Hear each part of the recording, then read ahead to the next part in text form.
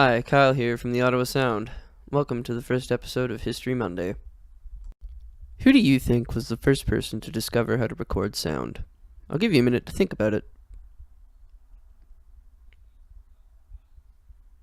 Have an answer yet? If you said Thomas Edison, then you'd be quite wrong. The first person to figure out a way to record sound was actually Edouard Leon Scott de Martinville.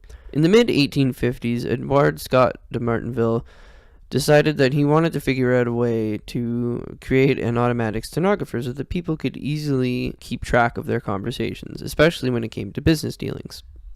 Now, originally, he didn't want to be able to play back the sound. He didn't even consider that when he was developing his phonautograph. And as such, it was believed that there was no way to play back the original recordings that Scott de Martinville had. But in 2008, a group called First Sounds discovered a way to digitally imprint them and convert the etchings into a viable sound source. The oldest known recording of man's own voice is Edouard Scott de Martinville singing Au clair de la lune.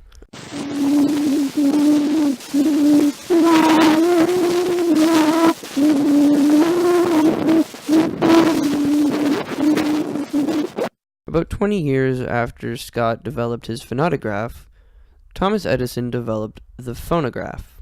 Edison was the first person to discover a way to play back recorded sound, but this didn't mean that Edison didn't take credit for being the first person to discover how to record sound. And Scott put in his last will and testament that it was the duty of his children, grandchildren, and great-grandchildren to figure out a way to make sure that nobody forgot that he was the first person to discover how to record sound. And he hated Thomas Edison until the very end of his life. Thanks for watching the first episode of History Monday. I know it was short, and I promise that next week will be a bit longer and we'll go a bit more in-depth into the actual history of the phonautograph and the phonograph and the gramophone. Thanks for watching, and make sure to subscribe and follow us on Patreon for more updates.